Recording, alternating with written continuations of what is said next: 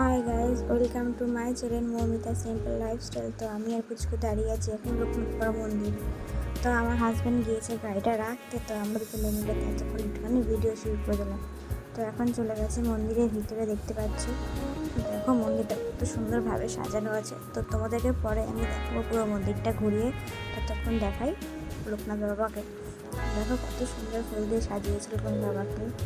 তো এই দেখো আমি জুম করে দেখাচ্ছি। দেখো চারিদিকে ফুল আর ফুল, আর এত সুন্দর করে সাজিয়েছে। দেখো তোমাদেরকে এবার আমি পুরো মন্দিরটা ঘুরিয়ে দেখাচ্ছি। তো ওইখানটা তখন ভোগ দিচ্ছিল, তার জন্য আমি আবার তোমাদেরকে দেখালাম। দেখো এবার পুরো মন্দিরটা দেখো, পুরো ফুল দিয়ে ডেকোরেশন করা।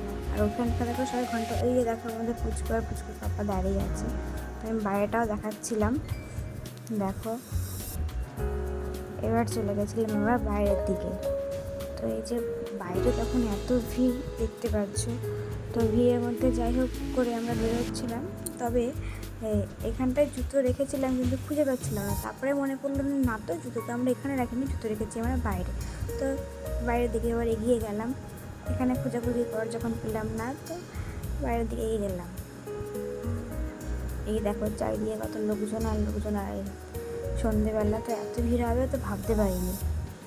দেখো বেশ ভালোই লাগছিল ওখানটায় থাকতে, মনে হচ্ছিলো আর কিছুক্ষণ থাকি। এই যে বাইরে বেরিয়ে গেলাম, পুচকুর পাপা গিয়েছে গাড়ি আনতে, তো আমি আরও দাঁড়িয়েছিলাম পুচকু।